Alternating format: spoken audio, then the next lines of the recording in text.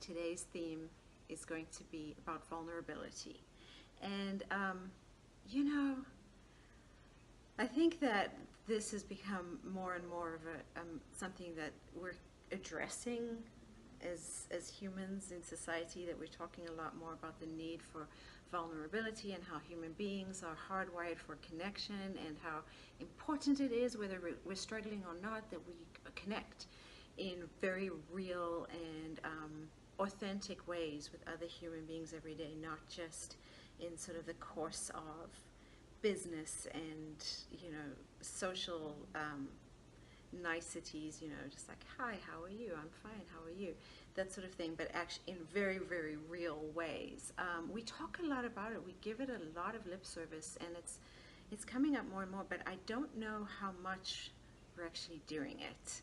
And so I wanted to talk today about a few experiences that I've had this week that kind of made the importance of that really stand out to me. How easy. So I went back into the little office and sat down, and the lady was, you know, ready to go, and we were just going to have that sort of exchange of information that you just always do. And she had this sign behind her desk that said something like, "Today is a new day, and I am trying really hard to be healthier and to avoid pop, chips, and sweets. If you see me eating those things, please help me to be accountable."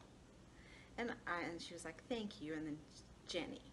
And so I looked, and she was Jenny. She had a name tag that said Jenny. And she also had a McDonald's cup on her desk. And I said, all right, like Jenny asked.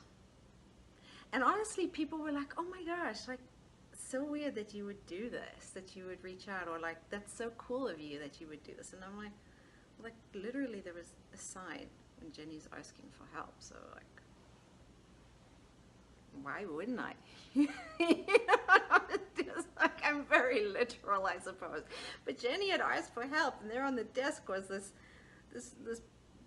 bottle of this like cup that looked like it probably had soda in it. So I was like, "Jenny, is that soda in your cup?" And she was just like, "What? Yes." And she looked confused. And I pointed at the sign. I was like, "I thought you didn't want to be drinking soda anymore." And she like looked embarrassed and laughed, and she said, "I was just so thirsty today." I was like, "No, I totally understand that. Like, I understand. But you know what actually also helps with thirst is water." Like, super annoying. Super annoying. And I hated myself at that same moment. But the thing is, Jenny had asked. She had asked for help. So she was like, "I know, but I didn't bring water." And I was like, "Jenny, come on now, you can do a better excuse than that." But what happened was that we really kind of just got back and forth, and you know how hard it is to stick to these goals, but you know, you can do this. This has helped me. You know, yes, soda is awesome when you're very thirsty, but this helps all. You know, you could add this to your water, and this helps me. Or then she started to talk about exercise, and I mentioned I was a personal trainer, and she's like, "Oh, you guys go so hard, and you have so much discipline." And I was like, "Oh, no, no, no, no, no. Like, not I, though." Not me, Jenny. I said, I have to fight with myself every single day, and it's, you know, it's hard. I get it. And she was like, "You know, there's this personal trainer guy at my church that I go to, and he just wants me to do all these things, and he yells at us, and he says we're wimps and wusses. I really just wish I could dance, so I really like to just go for a walk." I'm like, "Jenny, by all means, then that is what you should do. You exercising, even when you love what you're doing, to start it is so hard. Like, I give you all the permission. Please do dance. Please do just dance or walk or do whatever. That is great. That is absolutely great." And she seemed so excited. She was like, "I will." Then she like went into how she is addicted to Kool-Aid, and she tried going cold turkey, and then around 2 a.m. she got up and she just had to have the Kool-Aid. And she's like, "I don't know what it's like to be a drug addict, but I know that when that Kool-Aid like hit my veins, I felt so good." And she was so adorable about it. And I was like, "Well, you know, like, wow, you seem to love Kool-Aid." And she's like describing it to me when it's with the ice and it's so cold, and it's so great. And I mean, I really hate Kool-Aid. I hate it so much, but the way Jenny described the Kool-Aid made me want Kool-Aid, like the way she makes it, because it sounded fantastic. So I was like, no, you should have it. Like, you should have a wonderful, beautiful Kool-Aid experience once a week, unless you're diabetic or something. But you should like indulge, like make it awesome, make it special, you know, like have your moment, but just not every day. Like, look forward to your Kool-Aid. You seem to take a lot of joy.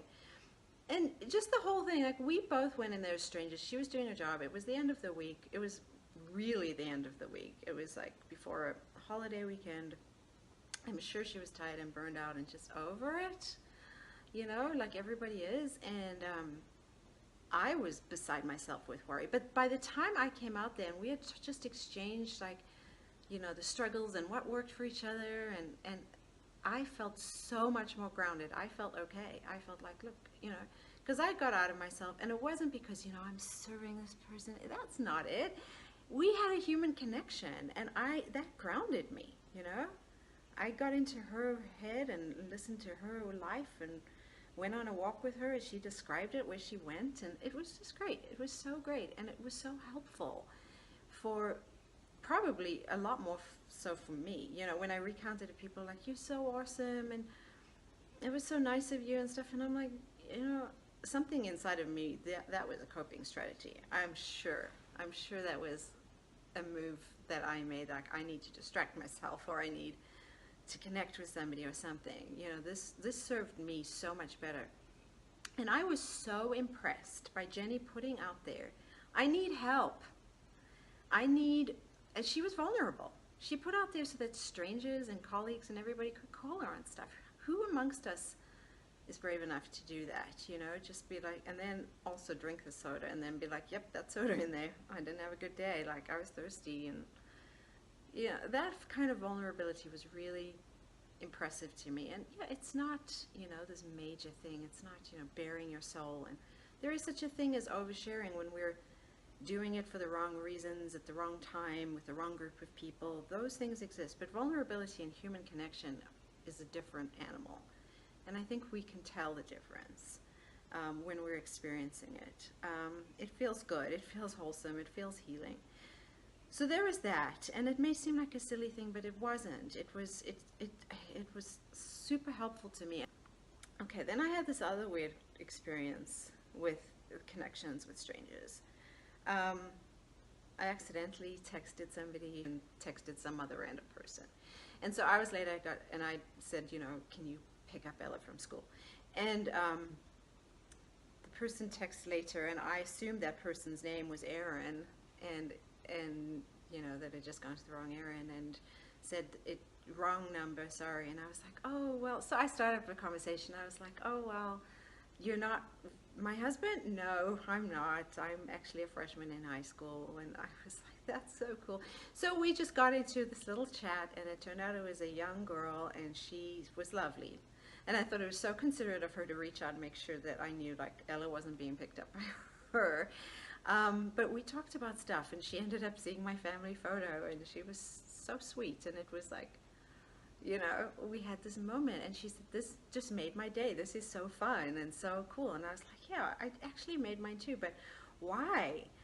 Because it's just so nice to have an unexpected connection with another human being and be like, find out something about that wrong number, you know, and to know that everybody in these houses, behind these behind these closed windows, is just a lot more like you than you realize. And you know, we connect on social media and everything, but just that sort of serendipitous connection where we took it further and made it something more, you know, where it was just not just, oh, I'm sorry, okay, no problem, but so who are you?